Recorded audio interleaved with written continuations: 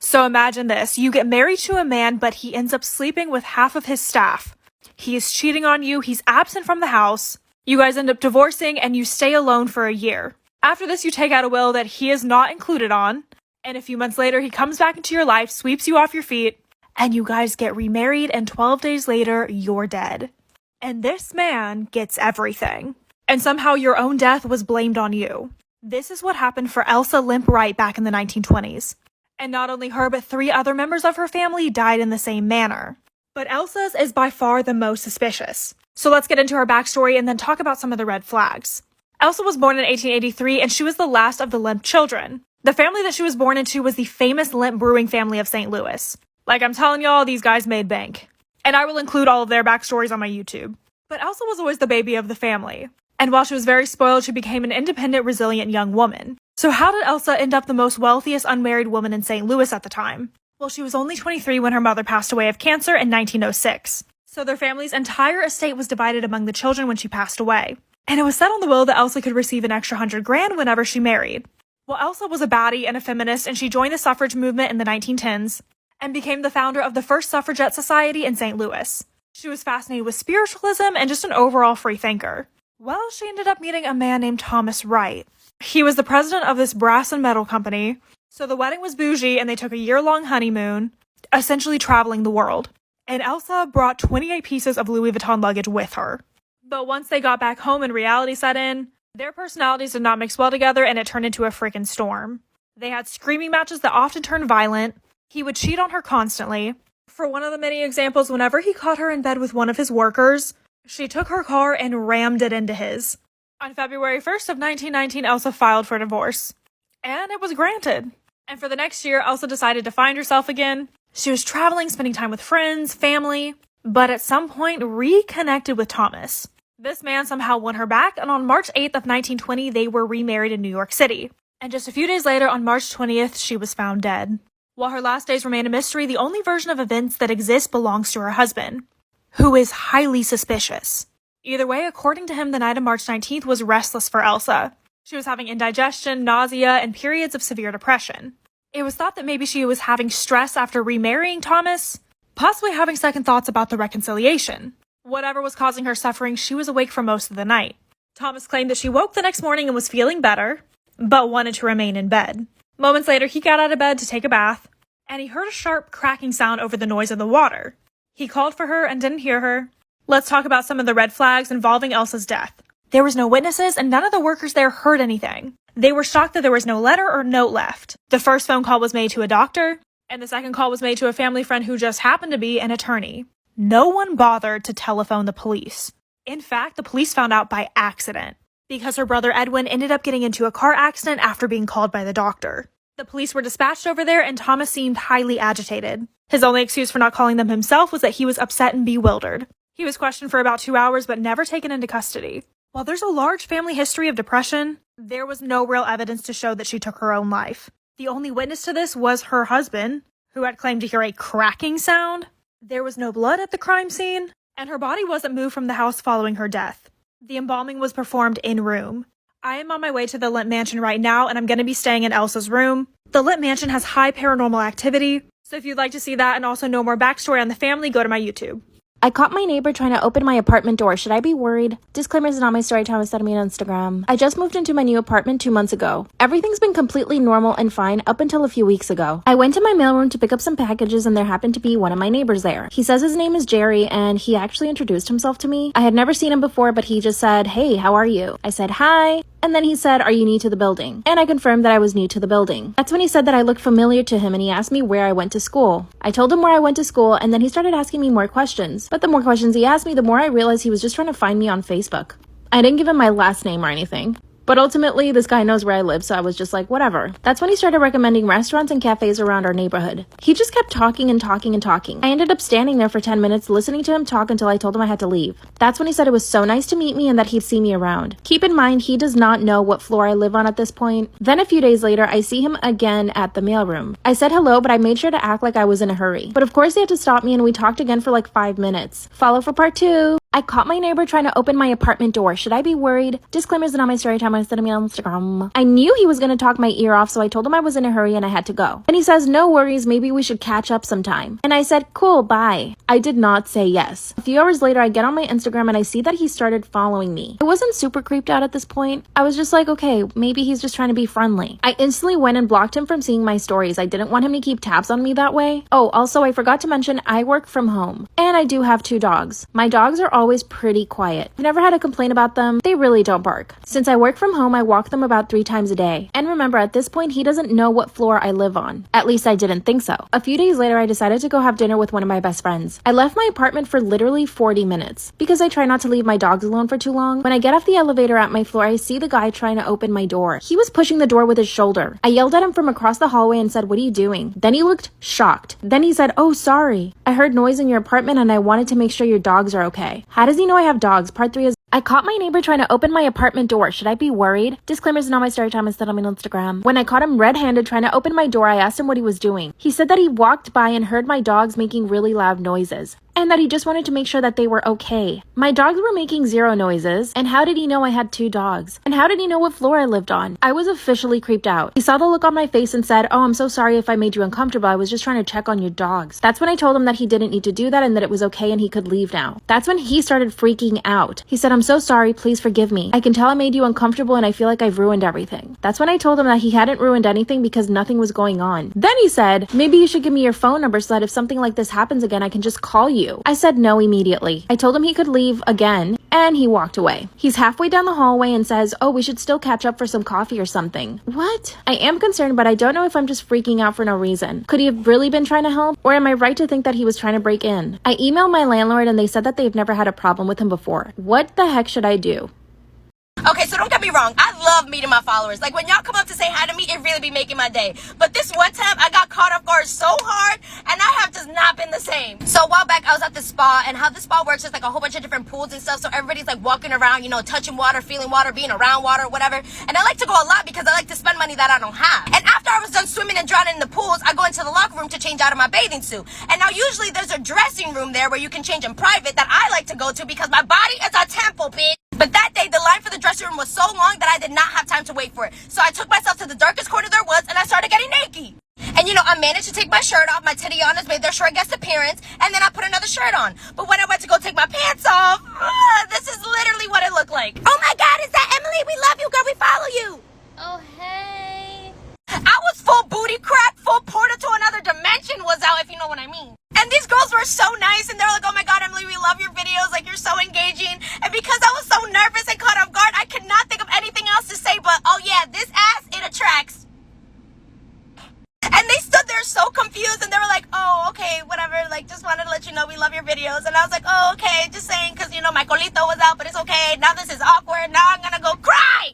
Needless to say, it just was not one of my best moments. But hi to the girls at the spa. Me and my ass had a great time meeting you guys.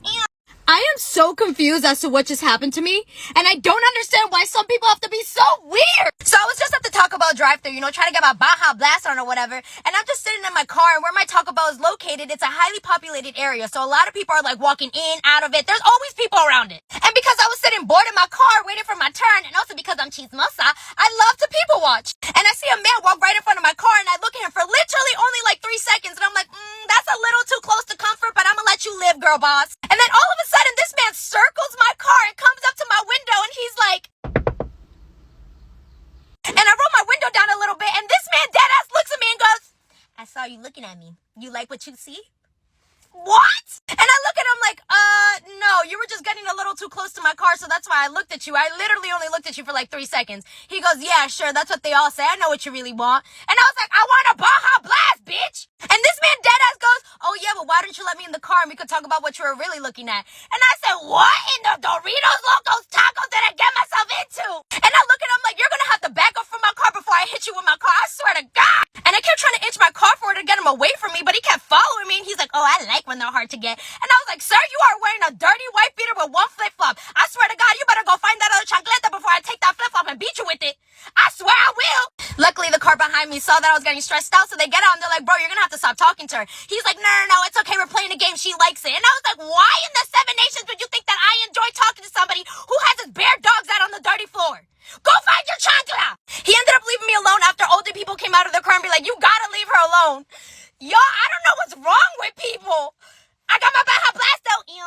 So I have a secret to share and I'm a little embarrassed about it, but I'm gonna share it anyways.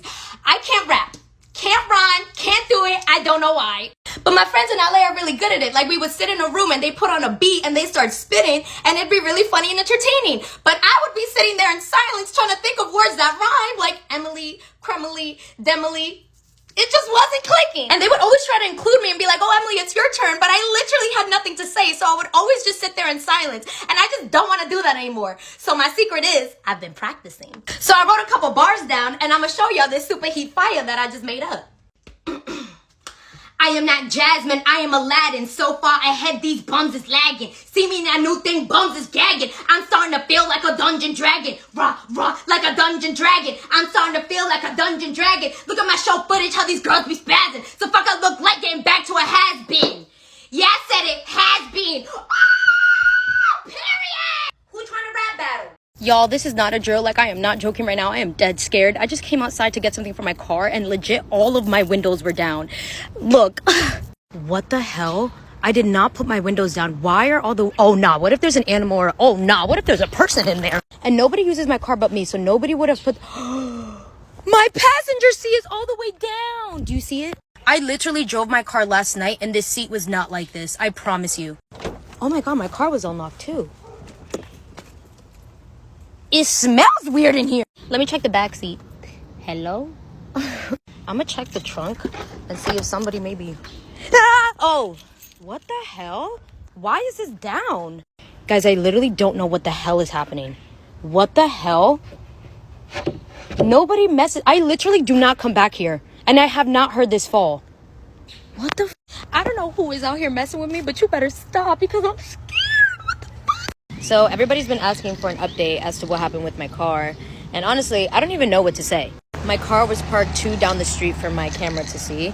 And I hear people saying that if I click the unlock button, it'll roll the... Oh my God. Okay. Somebody was walking past me, sorry. Saw a whole bunch of comments of people being like, if you click like the unlock button, your windows will come down. But the thing is, my keys are in the attic because that's where I stay. And I've tried it before to like unlock my car, start my car, anything, and it just doesn't have the range. Like, it just doesn't do it. Especially if it wasn't close enough for my camera to see it, I doubt it would be close enough for me to like actually press the buttons and have them work. So I don't know.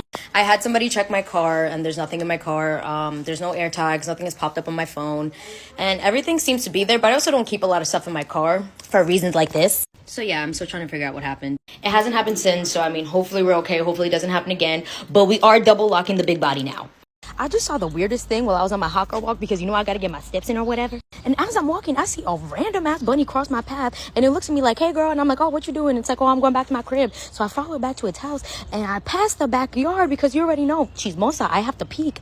And this man has a whole farm. And let me tell you something, cows, farm life, like that whole E-I-E-I-O business, just this bit's rare around here. I don't see it. I can't believe my eyes. I feel like I'm being bamboozled. And let me tell you something, I did not see one rooster. I'm pretty sure I saw like 8. There's a bunny. There's the bunny. There's the bunny. More evidence. I don't know, man. I would not be surprised if this man had a whole cow in there también because holy crap. What?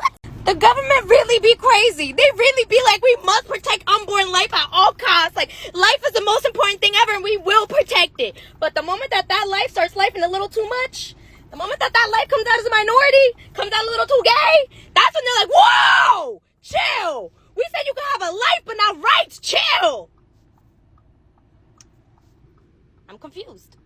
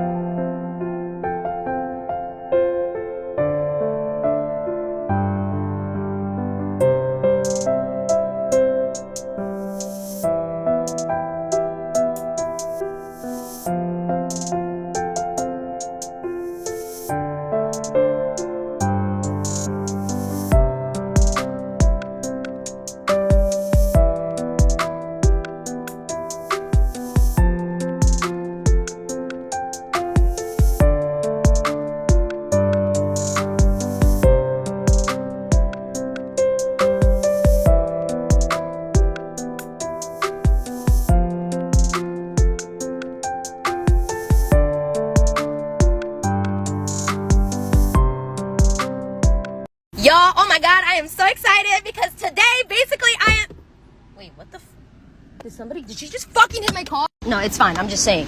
Like, somebody literally just hit my car and tried lying to my face about it. I was in my car making a video for you guys, and I hear that thump, and I go outside, and I see that this lady opened her door mad hard, and it hit my car, and it's literally still hitting my car, and I'm like, ma'am, you just hit my car. This hoe looks at me and goes, no, I didn't, closes her door, and I'm like, what? And I look at her, I'm like, you're literally lying to me, like, you're literally lying straight to my dome, bitch. I saw you hit my car. And her car door literally left a mark on my car, and I'm showing her, like, yes, you did hit my car. Look at it, like, there's a mark. She goes, no, that wasn't me. And I said, so where did it come from then? Magic? Are you Harry Houdini? I did not realize we had a magician in the chat right now, bitch. This did not just abracadabra itself on there, I promise you. And then she looks at me and she's like, well, what do you want me to do about that? Like, it literally wasn't me. And I was like, well, first off, stop lying to me. Stop gaslighting me. Oh my God. And then I'm like, just apologize. Like, I'm not gonna make a whole scene out of this. I just want you to say, I'm sorry for hitting your car, but don't try to act like you didn't do it, bitch. I saw you. And she's like, well, are you gonna call the police? And I was like, well, I wasn't planning on it, bitch. All I wanted you to do was just apologize for the fact that you hit my car. Just acknowledge it. I'm really not trying to make a scene out of this. It's just a mark, but right now you're making me make a scene. Instantly, she was like, you know what? I'm so sorry. That's my fault. I didn't even realize the car door was gonna hit it that hard. I'm so sorry. Like, I've just had a really bad day. And I said, that's okay. But girl boss to girl boss, you are not gonna play me out like that. I ended up being able to record a little bit of the end of the conversation, but yo, can people just be careful with their cars? Storytime, everybody's saying that I cheated on my ex-boyfriend, but I want your guys' opinion. So a little background information, I was a college student, and I had been with this guy who we're gonna call Jacob for about 6 months. Towards the end of his and I's relationship, stuff just started to get really boring, and every day I would get the ick from him. Now, at this time also, I had gotten a new job. While I was working, I had met this guy who we're gonna call Tim. Since I was a college student, I decided to start working more, so Tim and I would see each other literally every day. Him and I really hit it off, like straight away. Not to mention, him and I had a lot of things in common, his sense of humor was great. Well, the one night before work got out, Tim asked for my number, and I said yes. However, since I was still with Jacob, I decided that I was going to break up with him before I texted Tim. So, I broke up with him. Fast forward to now, Tim and I are in a super good relationship, but now everyone's saying that I cheated on Jacob. What do you guys think?